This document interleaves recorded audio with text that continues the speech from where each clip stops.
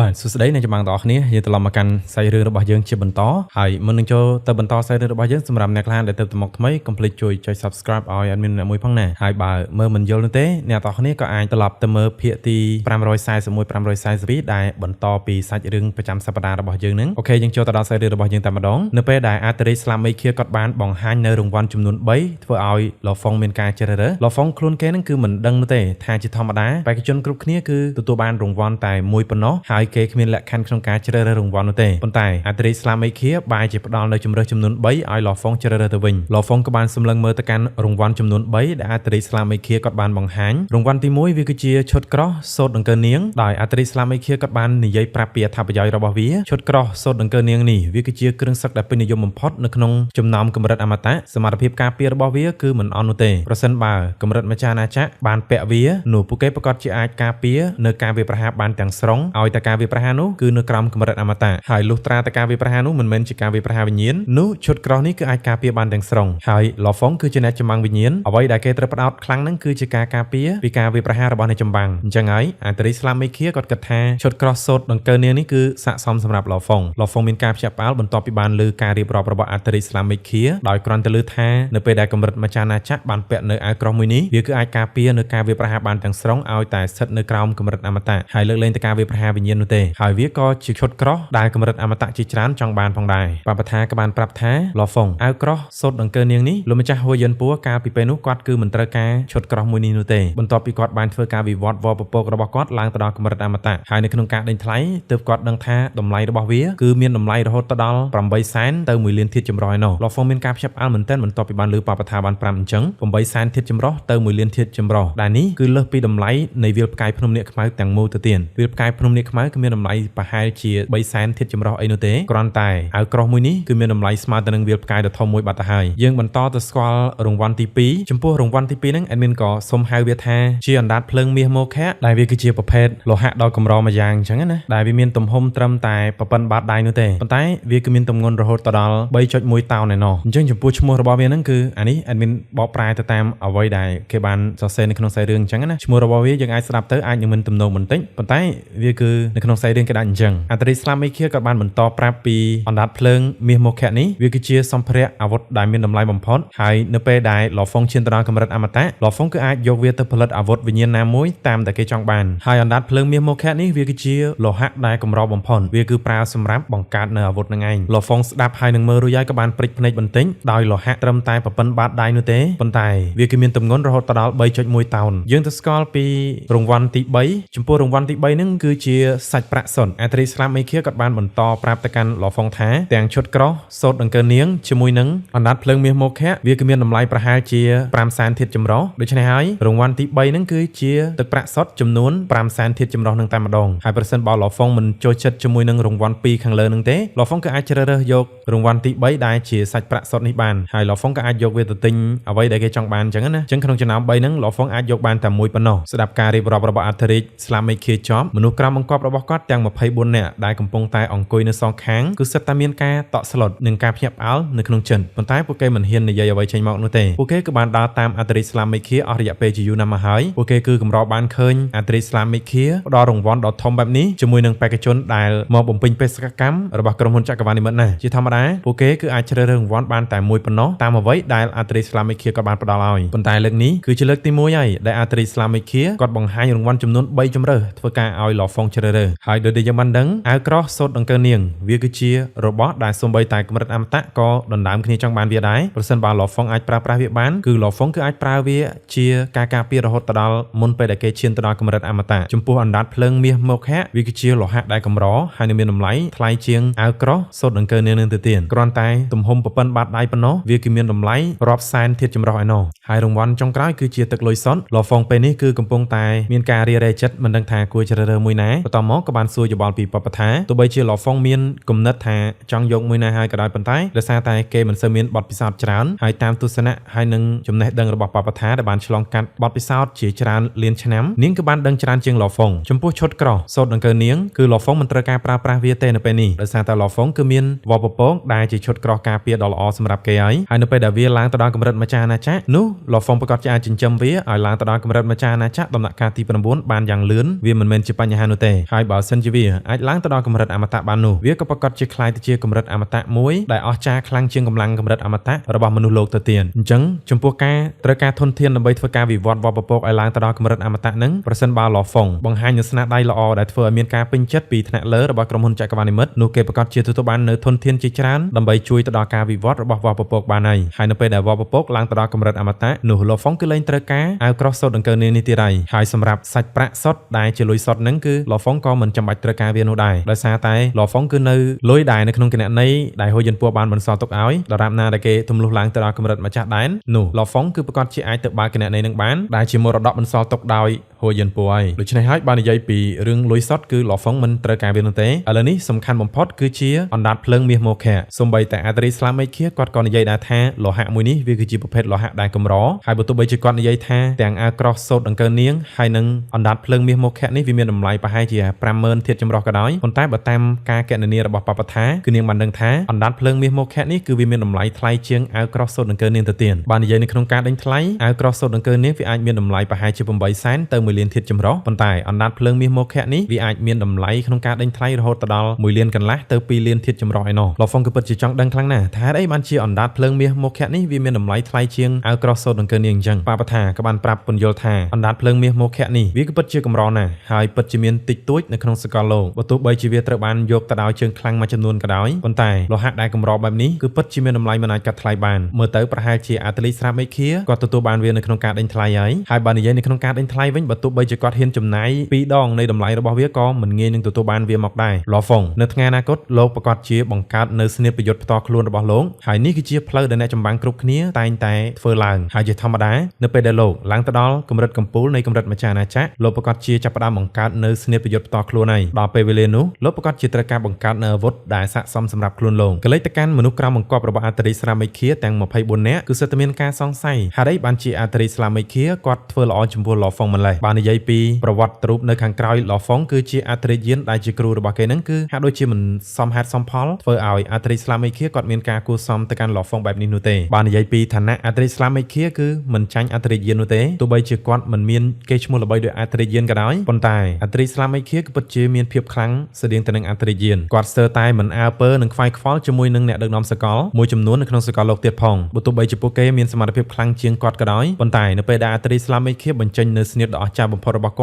ត់ប្រកាសជាអាចគេចខ្លួនបានពីកម្លាំងរបស់អ្នកដឹកនាំសកលទាំងអស់នោះហើយពួកគេប្រកាសជាមិនអាចសម្លាប់គាត់បាននោះទេតាមពិតទៅសម្រាប់មនុស្សដែលសន្មតថាចិត្តឡើងទៅដល់កម្រិតអ្នកដឹកនាំសកលលោកជាងគេគឺជាឋានៈអធិរាជនេះឯងជាស្ដែងទៅកម្រិតដែលគេហៅថាជាអ្នកដឹកនាំសកលលោកនេះគឺមិនមែនជាកម្រិតអ្វីដែលធ្វើឲ្យកម្រិតអមតៈទាំងអស់គ្នាប្រកួតគ្នាដើម្បីឡើងទៅដល់កម្រិតមួយនឹងនោះទេគ្រាន់តែថានៅពេលដែលពួកគេទម្លុះឡើងទៅដល់កម្រិតមួយនឹងពួកគេគឺអាចមានសមត្ថភាពគ្រប់គ្រងទៅលើសកលលោកអញ្ចឹងណាចឹងហើយបានជាគេហៅកម្រិតមួយនឹងថាជាអ្នកដឹកនាំសកលអញ្ចឹងទៅឡហ្វុងក៏និយាយប្រាប់ចម្លើយរបស់គេដែលគេជ្រើសរើសនៅរង្វាន់ទី2ដែលជាអណ្ដាតភ្លើងមាសមោខៈឡហ្វុងក៏បានឆ្លើយប្រាប់ទាំងគោរពពូយូដែលអង្គុយនៅលើបល្ល័ង្កម្ខាងនាងក៏ងក់ក្បាលនិងពិតជាតឹងចិត្តខ្លាំងមែនទែនកម្រិតចក្រវាឡដំណាក់កាលទី9ម្នាក់នេះវាគឺពិតជាដឹងថាអណ្ដាតភ្លើងមាសមោខៈពិតជាមានតម្លៃបំផុតមែនហេតុអីបានជាវាសំណាងម្លេះពូយូនាងគឺពិតជាមិនសុខចិត្តជាខ្លាំងហើយពិតជាខឹងទៅកាន់ឡហ្វុងកាន់តែខ្លាំងទៀតហើយរីឯអាត្រីស្លាមេឃាគាត់ក៏បានសើចខ្លាំងៗថាល្អណាស់ពេលនេះអណ្ដាតភ្លើងមាសមោខៈវាគឺជារបស់ឯងហើយគាត់ក៏បានក្រវះដៃបន្តិចដុំគ្រីស្តាល់ថ្លាមួយដុំវាក៏បានអណ្ដែតដែលវាបញ្ចេញពន្លឺពណ៌មាសទាំងស្រុងអណ្ដែតឆ្ពោះទៅកាន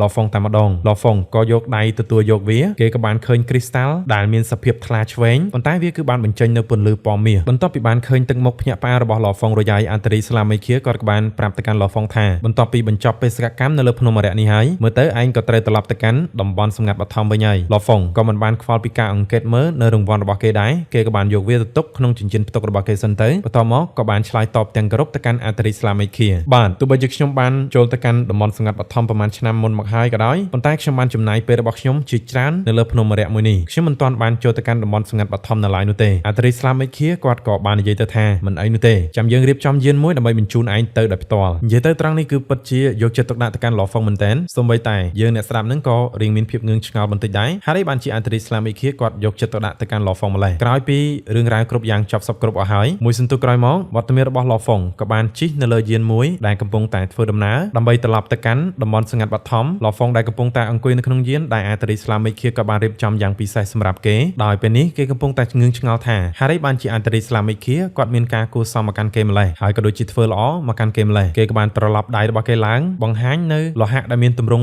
់ថ្លាទំហំប៉ុណ្ណបាតដៃប៉ុន្តែគឺវាមានទម្ងន់រហូតដល់ 3.1 តោនលោហៈនេះគឺមើលទៅទម្រង់ដូចជាគ្រីស្តាល់ថ្លាឆ្វេងតែម្ដងគ្រាន់តែថាវាបញ្ចេញនៅពន្លឺពណ៌មាសឡូហ្វុងអង្កេតមើលបណ្ដានិងឆ្ងល់ថាហារីបានជាប្រភេទលោហៈដែលពិសេសអញ្ចឹងបន្ទាប់មកឡូហ្វុងក៏បានចូលទៅកាន់ចក្រវាឡនិមិត្តហើយក៏បានផ្ញើសារទៅកាន់គ្រូរបស់គេអាតេរីយានបន្ទាប់មកក៏បានរៀបរាប់នៅរឿងរ៉ាវគ្រប់យ៉ាងនៅពេលដែលគេទទួលបានរង្វាន់ដែលជាអណ្ដាតភ្លើងមាសមោខៈដែលជារង្វាន់របស់គេបន្ទាប់ពីទទួលបានស្លាកខ្មៅចំនួន 10000 ហើយក៏បានប្រាប់ពីអាតេរីស្លាមីឃាដែលបានធ្វើល្អចំពោះគេមួយសន្ទុះក្រោយមកក៏ទទួលបានការឆ្លើយតបពីគ្រូរបស់គេវិញដោយនៅក្នុងសម្បត្តិហ្នឹងគឺបានបញ្ជាក់ប្រាប់ថាអាតេរីយានគាត់គឺធ្លាប់បានជួយសង្គ្រោះជីវិតរបស់អាតេរីស្លាមីឃាម្ដងប៉ុន្តែគឺមានមនុស្សតិចតួចណាស់នៅក្នុងសកលលោកដែលបានដឹងពីរឿងនេះហើយក៏បានប្រាប់ឡូហ្វុងកុំផ្សព្វផ្សាយរឿងនេះអីក៏ដោយសារតែអាតេរីស្លាមីឃាដែលមានកេរ្តិ៍ឈ្មោះនិងមានឋានៈខ្ពស់បែបនេះគាត់ក៏ត្រូវការមុខមាត់របស់គាត់ដែរហើយបើតាមអ្វីដែលអាតេរីយានគាត់បានស្គាល់អាតេរីស្លាមីឃាបើសិនជាគេធ្វើល្អទៅកាន់គាត់មួយនោះគាត់ប្រកាសជាសងត្រឡប់មកវិញ10 ដងឯណោះដូច្នេះហើយឡូហ្វុងមិនចាំបាច់ឆ្ងល់នោះទេហារីបានជាអាតេរីស្លាមីឃាល្អចំពោះគេម្លេះក៏ដោយសារតែអាតេរីស្លាមីឃាជំពាក់គុណគ្រូរបស់គេនឹងឯងតែឡូហ្វុងក៏ឆ្ងល់ដែរថាពីមុនគេគិតថាគ្រូរបស់គេគឺជាមនុស្សដែលត្រង់ហើយនឹងសាហាវជាហេតុធ្វើឲ្យគាត់តែងតែបង្កើតនៅសត្រូវដោយមិនដឹងខ្លួនហើយគាត់ថែមទាំងប្រាប់ឲ្យខ្លួនគេមានការប្រុងប្រយ័ត្នទៀតផងប៉ុន្តែមិននឹកស្មានថាគាត់មិនត្រឹមមានតែសត្រូវនោះទេគាត់ថែមទាំងមានមិត្តល្អនៅខាងក្រៅទៀតផងឡូហ្វុងដកដង្ហើមធំរួចឲ្យកញញឹមពេលវេលាក៏បានកន្លងផុតទៅរយៈពេល3 ខែទីបំផុតយានដែលឡូហ្វុងកំពុងតែធ្វើដំណើរក៏បានចូលទៅកាន់តំបន់ស្ងាត់បឋមបន្ទាប់ពីយានរបស់ឡូហ្វុងធ្វើដំណើរនឹងបានឆ្លងកាត់នៅសកលលោកងងឹតហើយវាក៏បានចូលមកដល់សកលលោកពិតហើយវាក៏បានហោះហើររយៈពេលកន្លះថ្ងៃទៀតនៅមុនពេលដែលវាចូលទៅដល់តំបន់ស្នូលនៃតំបន់ស្ងាត់បឋមនៅក្នុងយានមួយហ្នឹងក៏មានអ្នកចម្បាំងដែលជាបរិះខ្ពស់ម្នាក់គេក៏បានធ្វើការណែនាំប្រាប់ទៅកាន់ឡូហ្វុងលោកម្ចាស់ឡូហ្វុងនៅខាងមុខគឺជាទីតាំងវិឡាដែលសម្រាប់អ្នកចម្បាំងទាំងអស់គ្នាធ្វើការស្នាក់នៅដែលវាគឺមានសរុបចំនួន113ដោយយានដែលគេកំពុងតែធ្វើដំណើរហ្នឹងក៏បានបង្ហាញពីបរិយាកាសនៅខាងក្រៅធ្វើឲ្យឡូហ្វុងក៏បានឃើញភពចំនួន136ដែលវាកំពុងតែវិលជុំវិញនៅកណ្ដាលលំហអាកាសឥតឈប់ឈរហើយក៏បានបង្កើតទៅជាលំហអាកាសមើលទៅហាក់ដូចជាអាចកំបាំងមួយឡូហ្វុងបន្ទាប់ពីបានឃើញភពចំនួន136ហ្នឹងធ្វើការវិលជុំវិញលំហអាកាសហើយគេក៏ស្រាប់តែនឹកឃើញពីរូបភាពដែលម្ចាស់វិមានអឺរ៉ាសុនគាត់បានបង្ហាញនៅសាច់ស្នៀតនៃដុំភ្លើងទាំង9រួមជាមួយនឹងការយល់ដឹងច្បាប់ដើមលំហលេចឡើងនៅក្នុងចិត្តរបស់គេតែម្ដងដោយឡូហ្វុងគិតថាវាគឺពិតជាស្តៀងគ្នាណាស់ឡូហ្វុងមានអារម្មណ៍ឃើញពីការរង្វិលជុំរបស់ភពទាំង136នៅចំពោះមុខគេនេះហាក់ដូចជាបង្ហាញនូវភាពអស្ចារ្យនៃច្បាប់ដើមលំហមែនទែនភពទាំង136នេះគឺបានបង្កើតជាលំហផ្ទាល់ខ្លួនហើយជាធម្មតានោះទេដែលទេពកោសល្យជាច្រើនរស់នៅក្នុងទីនេះគឺពិតជាមានសុវត្ថិភាពខ្លាំងសូម្បីតែអ្នកចម្បាំងកម្រិតអ្នកដឹកនាំសកលក៏មិនអាចចូលទៅកាន់តំបន់លំហនេះដែរអ្នកចម្បាំងម្នាក់ដែលកំពុងតែណែនាំទៅកាន់ឡូហ្វុងនឹងក៏បានបន្តបញ្យល់ប្រាប់ថានេះគឺជាអ្វីដែលក្រុមហ៊ុនចក្រវាឡនិមិត្តបានចំណាយថាមពលហើយនឹងធនធានជាច្រើនរាប់មិនអស់ដើម្បីរៀបចំទុកសម្រាប់ឲ្យមនុស្សជំនាន់ក្រោយក៏ដូចជាសមាជិករបស់ក្រុមហ៊ុនចក្រវាឡនិមិត្តស្នាក់នៅដោយមានសុវត្ថិភាពបំផុតឡូហ្វុងពិតជាមានការភ្ញាក់ផ្អើលមែនទែនដោយសារតែភពចំនួន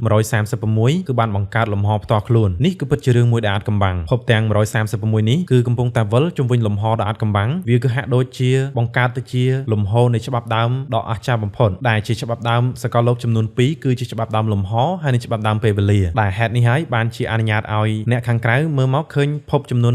136ភពនេះធ្វើការហោះវិលជុំវិញជារៀងរហូតបែបនេះជាក់ស្ដែងទៅអ្វីដែលពួកគេបានឃើញនេះគឺគ្រាន់តែជាការបំផន់ប៉ុណ្ណោះបន្ទាប់ពីយានទាំងអស់ហ្នឹងបានធ្វើដំណើរឆ្លងកាត់លំហអាកាសហើយដល់កន្លែងមួយដែលឡូហ្វុងត្រូវធ្វើការបែកផ្លូវគ្នាពីយានមួយហ្នឹងឡូហ្វុងក៏បានធ្វើការអរគុណទៅកាន់អ្នកដែលជួយជូនគេមកនេះហើយក៏ប្រាប់ពួកគេឲ្យជួយអរគុណអាតេរីស្លាមីឃាជំនួសគេផងឡូហ្វុងក៏បានហោះចេញពីយានមួយហ្នឹងបន្ទាប់មកក៏បានហោះឆ្ពោះទៅកាន់យានមួយទៀតដែលមានទម្រង់ពណ៌មាសយានទាំងពីរហ្នឹងគឺមានចម្ងាយ 10000 គីឡូម៉ែត្រពីគ្នាគ្រាន់តែប្រើរយៈពេលតែមួយដង្ហើមទេឡូហ្វុងក៏បានហោះទៅដល់យានដែលមានទម្រង់ពណ៌មាសដ៏ស្រស់ស្អាតមួយហ្នឹងកំពុងតែហោះរងចាំវត្តមានរបស់ឡូហ្វុងនៅទីតាំងយានមួយហ្នឹងគឺមានអ្នកចម្បាំងដ៏មានថាមពលចំនួន3នាក់ដែលម្នាក់គឺជាមនុស្សដែលឡូហ្វុងបានស្គាល់គាត់គឺជាទីឡាននឹងឯងទីឡានក៏បានគោរពទៅកាន់ឡូហ្វុងក៏បានញញឹមនិងងក់ក្បាលទៅកាន់ទីឡានវិញដូចគ្នានៅក្នុងចំណោមកម្រិតអមតៈទាំង3នាក់ដែលមកស្វាគមន៍ឡូហ្វុងស្ត្រីម្នាក់ដែលមានសក់ពណ៌ប្រាក់នាងក៏បានញញឹមនិងបានរាក់ទាក់ទៅកាន់ឡូហ្វុងថាលោកម្ចាស់ឡូហ្វុងសូមស្វាគមន៍មកកាន់លំហទី9នៃតំបន់ស្ងាត់បឋមលំហទី9នេះក៏ត្រូវបានគេដាក់ឈ្មោះមួយទៀតហៅថាលំហសម័យខ្មៅវាគឺជាកន្លែងដែលមនុស្សអស្ចារ្យទាំងអស់របស់ក្រុមហ៊ុនចក្រវាឡនិមិត្តស្នាក់នៅទីនេះបន្ទាប់មកក៏បានអញ្ជើញឡូហ្វុងឲ្យចូលទៅលើយានហើយក៏បានធ្វើដំណើរហោះចូលទៅកាន់ទីលំនៅរបស់ឡូហ្វុងទៅអញ្ចឹងត្រង់នេះadminក៏សូមធ្វើការសង្ខេបដោយសារតែគេរៀបរាប់ពីភាពអស្ចារ្យ នៃយានមួយនឹងអញ្ចឹងណាអញ្ចឹង admin ក៏សុំធ្វើការកាត់ចេញទៅនៅពេលដែល Law Fong កំពុងតែធ្វើដំណើរហោះកាត់រយៈពេលមួយសន្ទុះហ្នឹងគេក៏បានដឹងថាគេគឺបានហោះកាត់លំហទី9នេះយ៉ាងលឿន Law Fong គឺពិតជាមានការភ្ញាក់ផ្អើលនៅពេលដែលបានឃើញភពទាំង136គឺបានផ្លាស់ទីជារង្វិលជុំឥតឈប់ឈរហើយនៅពេលដែល Law Fong បានធ្វើដំណើរក្នុងយានមួយហ្នឹងបានចូលមកកាន់លំហនេះបន្តមកទើប Law Fong បានឃើញយ៉ាងច្បាស់ថានៅខាងក្នុងលំហនេះវាគឺជាទ្វីបមួយដ៏ធំសម្បើមទ្វីបទាំងមូលនេះគឺមានវិមានដ៏ស្រស់ស្អាតជាច្រើនដែលកំពុងតែអណ្ដែតហើយមើលទៅគឺពិតជាអាចកំបាំងណាស់ហើយទាំងអស់នេះហើយដែលគេហៅថាលំហសម័យខ្មៅហើយចំពោះទ្វីបដ៏ធំដែល Law Fong បានឃើញនៅខាងមុខគេនេះវាគឺជាទ្វីបសម័យខ្មៅស្ត្រីម្នាក់ហ្នឹងគឺបន្តបញ្យល់ប្រាប់ទៅកាន់ Law Fong ប្រសិនបើគេធ្វើដំណើរពីខាងក្រៅមកគេប្រកាសជាឃើញភពចំនួន136កំពុងតែធ្វើការវិលជុំវិញគ្នាហើយបើមើលពីខាងក្រៅហ្នឹងគឺមិនអាចមើលឃើញពីទ្វីបសម័យខ្មៅដែលនៅខាងក្នុងនេះនោះទេហើយទីនេះហើយគឺជាទីតាំងដែលទេពកោសល្យទាំងអស់របស់ក្រុមហ៊ុនចក្រវាឡនិមិត្តស្នាក់នៅទីនេះពិតណាស់លំហនេះគឺបានសាងសង់ឡើងចំណាយទុនច្រើនបំផុតវាគឺបានបង្កើតឡើងពីភពខ្មៅទាំង136ដែល Law Fong បានឃើញកំពុងតែហោះវិលជុំវិញនឹងឯងភពទាំង136ហ្នឹងគឺសិតតែបង្កើតឡើងដោយមនុស្សពួកវាទាំងអស់គឺបានបង្កើតឡើងពីក្រុមហ៊ុនចក្រវាឡនិមិត្តដោយចំណាយទ្រព្យសម្បត្តិនិងកំណប់ទ្រព្យជាច្រើនស្ថិតសន្ធាប់ដើម្បីសាងសង់វាឡើងហើយបន្ទាប់ពីមានទេពកោសល្យពីមួយចំនួនទៅមួយចំនួនស្នាក់នៅទីនេះដូច្នេះហើយក្រុមហ៊ុនចក្រវាឡនិមិត្តគឺត្រូវតែបង្កើតកន្លែងដែលមានសុវត្ថិភាពខ្លាំងបំផុតដោយសារតែពួកគេគឺត្រូវតែការពារអ្នកចម្បាំងដែលមានទេពកោសល្យរបស់ពួកគេជៀសវាងអំបូរដទៃទៀតនៅក្នុងសកលលោកព្យាយាមចូលមកកាន់ទីនេះដើម្បីសម្លាប់អ្នកដែលមានទេពកោសល្យរបស់ក្រុមហ៊ុនចក្រវាឡនិមិត្ត Law Fong ស្ដាប់ហើយក៏បានគិតនឹងដកដង្ហើមធំចំពោះទ្វីបសម័យខ្មៅនេះគឺបានបង្កើតឡើងពីភពចំនួន136ដែលកំពុងតែហោះវិលជុំវិញនេះឯងដោយនារីម្នាក់ហ្នឹងក៏បានបន្តប្រាប់ទៅកាន់ Law Fong ថាអ្នកណាក៏ដោយឲ្យតែហ៊ានព្យាយាមសម្រុកចូលមកកាន់ទ្វីបសម័យខ្មៅនេះនោះពួកគេប្រកាសជាត្រូវរារាំងដោយលំហនៅជុំវិញនេះហើយការវាយប្រហាររបស់ពួកគេទាំងអស់ក៏នឹងបង្វែរទៅកាន់ភពទាំង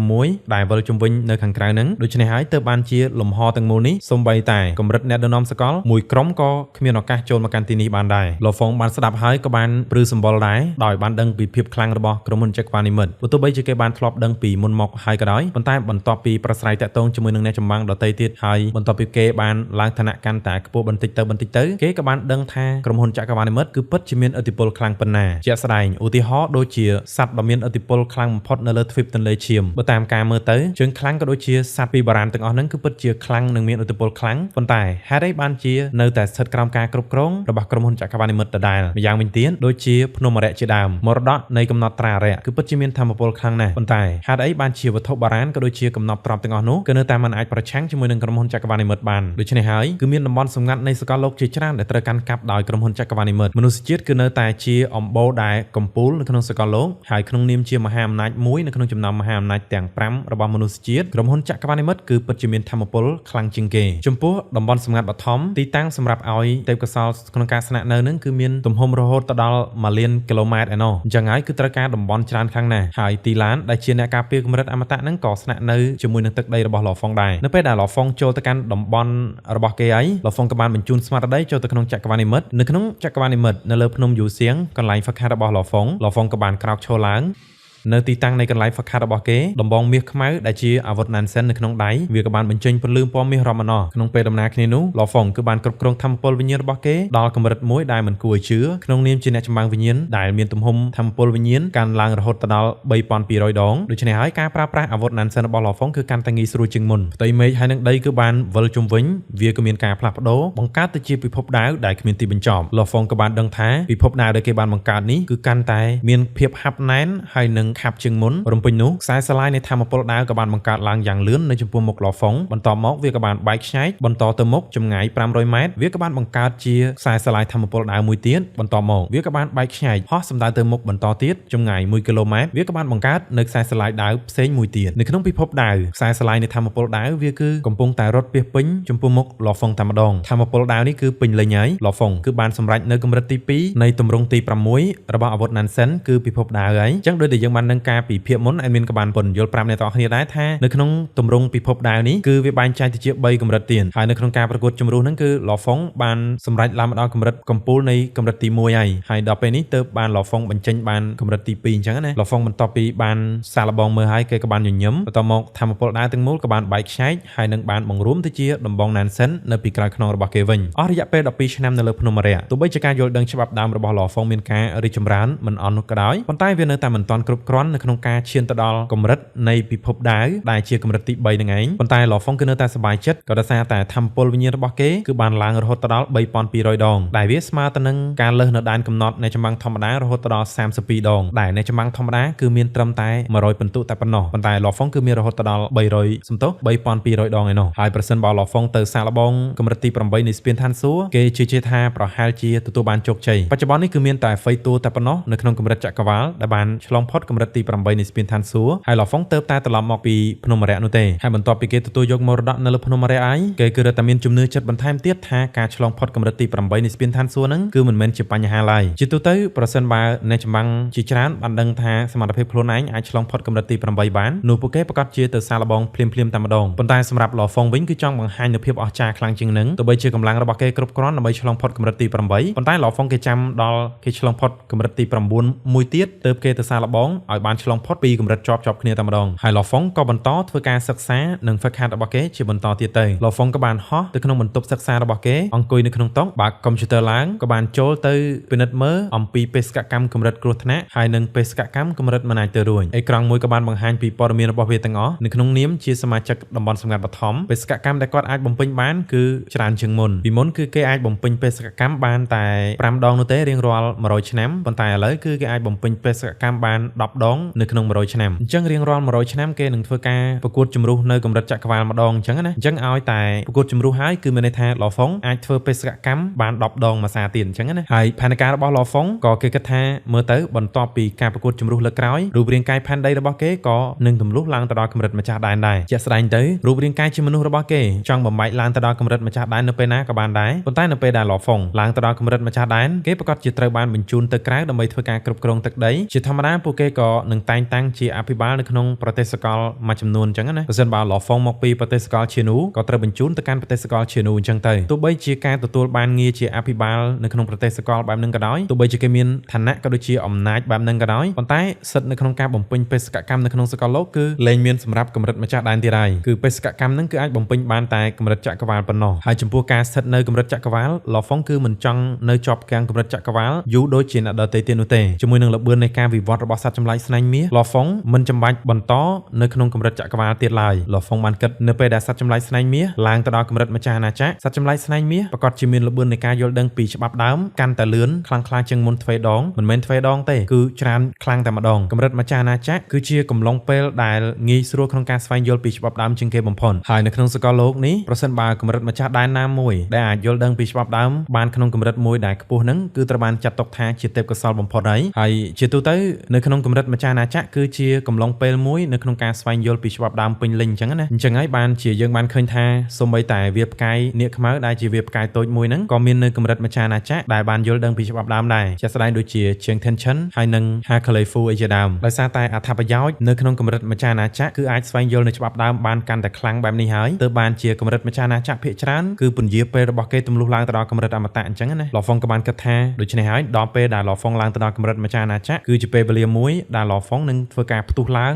នៅការយល់ដឹងច្បាប់ដើមរបស់គេជាមិនខានឡើយជាក់ស្ដែងជាមួយនឹងពិភពលោកខាងក្នុងរបស់លហ្វុងវាប្រកាសជាមានការវិវត្តឥតឈប់ឈរប្រសិនបើលហ្វុងធ្វើការលេបចូលនៅក្រុមលោហៈធាតុដែលវាជួយទៅដល់ការវិវត្តរបស់សត្វចម្លែកស្នែងមាសហើយលហ្វុងប្រកាសជាត្រូវការរយៈពេលត្រឹមតែ60ទៅ70ឆ្នាំប៉ុណ្ណោះដើម្បីឡើងទៅដល់កម្រិតម្ចាស់អាណាចក្របន្តមកលហ្វុងក៏បានមើលទៅលើតារាងបញ្ជីបេសកកម្មគេក៏បានដកដង្ហើមធំថាបេសកកម្មកម្រិតគ្រោះថ្នាក់សរុបគឺមានចំនួន6នៅក្នុងតំបន់សម្ងាត់បឋមខ្ញុំនឹងព្យាយាមបញ្ចប់វាក្នុងរយៈពេលខ្លីបំផុតលហ្វុងគឺមានទំនុកចិត្តខ្លាំងមែនទែនជាមួយនឹងកំភ្លើងឡាស៊ែរកម្រិត E9 នៅក្នុងដៃហើយនឹងរាងកាយអំបូរម៉ូសានិងសត្វចម្លែកស្នែងមាសគេគឺប្រកាសជាអាចបញ្ចប់បេសកកម្មកម្រិតគ្រោះថ្នាក់ទាំងអស់នេះដោយគ្មានបញ្ហាឡើយហើយនៅពេលដែលគេបំពេញបេសកកម្មកម្រិតគ្រោះថ្នាក់បានបញ្ចប់អស់គេប្រកាសជាបន្តទៅកាន់បេសកកម្មកម្រិតមិនអាចទៅរួចលហ្វុងរំពឹងទុកថាគេប្រកាសជាអាចជួបនៅហេតុការណ៍ពិសេសអីមួយនៅក្នុងបេសកកម្មទាំងអស់នេះហើយប៉ុន្តែរៀងរាល់ការជួបអភូតហេតុដ៏អស្ចារ្យហ្នឹងគឺតែងតែអមមកជាមួយនឹងគ្រោះថ្នាក់ដ៏ខ្លាំងក្លាដូចគ្នាហើយកាលដែលនៅលើភ្នំអរិយអាចនិយាយបានថាលហ្វុងគឺមានសំណាងប៉ុន្តែលើកក្រោយមិនប្រកាសថាខ្លួនគេមានសំណាងទៀតនោះទេលហ្វុងគឺនៅតែប្រមានក៏ដូចជាធ្វើឲ្យខ្លួនឯងមានការប្រុងប្រយ័ត្នលក្ខណៈថាកុំធ្វើអ្វីមួយលើសពីសមត្ថភាពនិងកម្លាំងរបស់ខ្លួនឯងអញ្ចឹងណាបើសិនជាគេលុបលុនពេកប្រកាសជាបាយឡែវដូចជា Colorful ជាមិនខានឡើយដោយសារតែលហ្វុងធ្លាប់បានបំពេញបេសកកម្មកម្រិតមិនអាចទៅរួចកាលពីមុនដូច្នេះហើយលហ្វុងគឺបានដឹងថាគឺមានចំនួន18បេសកកម្មនៅក្នុងកម្រិតមិនអាចទៅរួចដែលបេសកកម្មកម្រិតមិនអាចទៅរួចសរុបគឺមានចំនួន4ដែលស្ថិតនៅក្នុងតំបន់សម្ងាត់របស់ក្រុមហ៊ុនចក្រវាឡនិមិត្តដែលមាន2ស្ថិត តនៅក្នុងតំបន់សម្ងាត់បឋមហើយ2ទៀតនៅក្នុងតំបន់សម្ងាត់ផ្សេងទៀតអញ្ចឹងណាដូចជាតំបន់សម្ងាត់ដាច់ខាតអីជាដើមអញ្ចឹងទៅចំពោះបេសកកម្មកម្រិតមិនអាចទៅរួចចំនួន2ដែលស្ថិតនៅក្នុងតំបន់សម្ងាត់បឋមហ្នឹងបេសកកម្មទី1វាគឺមានឈ្មោះថាឋានរោទនៃពួកបិសាចដែលរង្វាន់នៅក្នុងបេសកកម្មមួយហ្នឹងគឺទទួលបាន1លានពិន្ទុនេះគឺជាចំនួនពិន្ទុដែលខ្ពស់ជាងគេហើយក៏បង្ហាញពីភាពលំបាករបស់វាជាងគេផងដែរបេសកកម្មកម្រិតមិនអាចទៅរួចមួយទៀតដែលស្ថិតក្នុងតំបន់សម្ងាត់បឋមដូចគ្នាដែរវាគឺមានឈ្មោះថាបេសកកម្មភាពច្បូកច្បល់ Galaxy ទី6ដែលពិន្ទុដែលទទួលបានគឺចំនួន500,000ពិន្ទុគ្រោះថ្នាក់របស់វាគឺខ្ពស់ជាងភ្នំអារក្សបន្តិចគោលដៅរបស់ Law Fong ក្នុងរយៈពេល10ឆ្នាំខាងមុខបន្ទាប់ពីគេបញ្ចប់បេសកកម្មកម្រិតគ្រោះថ្នាក់ចំនួន6អស់ហើយបន្តមកគេក៏នឹងទៅបំពេញបេសកកម្មកម្រិតមិនអាចទៅរួចភាពច្បូកច្បល់ Galaxy ទាំង6ដំណើរការដែលគេគិតបែបនេះក៏ដោយសារតែបើសិនជាគេបំពេញបេសកកម្មកម្រិតគ្រោះថ្នាក់ទាំង6ហ្នឹងគេប្រកាសជាមានការរីកចម្រើនទាំងកម្លាំងហើយនិងបទពិសោធន៍ប្រយុទ្ធអីអញ្ចឹងណាហើយដល់ពេលនោះគឺជាពេលវេលាដែលល្អសម្រាប់ខ្លួនគេទៅបំពេញបេសកកម្មកម្រិតមិនអាចទៅរួចដែលដំបូងឡើយគេបំពេញបេសកកម្មភាពច្បូកច្បល់ Galaxy ទី6សិនបន្តមកទៅបានទៅបំពេញបេសកកម្មឋាននរកនៃពួកបិសាចដែលជាបេសកកម្មពិបាកជាងគេបំផុតហើយតាមផែនការរបស់ Law Fong ទម្រាំតែគេបំពេញបេសកកម្មទាំងអស់នឹងបានអស់ដល់ពេលនោះរាងកាយសត្វចម្លែកស្នែងមាសហើយនិងអំបូរម៉ូសាប្រកាសជាបានទម្លុះឡើងទៅដល់កម្រិតម្ចាស់អាណាចក្ររួចទៅហើយ Law Fong ក៏បានងក់ក្បាលទៅតាមផែនការរបស់គេនៅពេលដែលអ្វីៗទាំងអស់បានបញ្ចប់នោះគឺត្រូវដល់ពេលដែលគេនឹងត្រូវបានចាក់ចេញខ្លាយទៅជាអភិបាលនៅក្នុងប្រទេសសកលដែលបញ្ជូនចេញដោយក្រុមហ៊ុនចក្រវាឡនិមិត្តជាមិនខានឡើយបាទអញ្ចឹងអេដមីនក៏សូមធ្វើការ slash សាច់រឿងរបស់យើងត្រឹមប៉ុណ្ណេះសិនហើយអេដមីនក៏សូមធ្វើការអរគុណទៅដល់អ្នកក្លាហានទាំងអស់គ្នាដែលបានផ្ញើកាហ្វេក៏ដូចជាការលើកទឹកចិត្តមកកាន់អេដមីនរួមជាមួយនឹងអ្នកក្លាហានដែលបានទស្សនាវីដេអូរបស់អេដមីនតាំងពីដើមរហូតដល់ចប់ថ្ងៃនេះអេដមីនសូមជូនតែប៉ុណ្ណឹងអរគុណច្រើនយើងចាំជួបគ្នានៅវីដេអូក្រោយ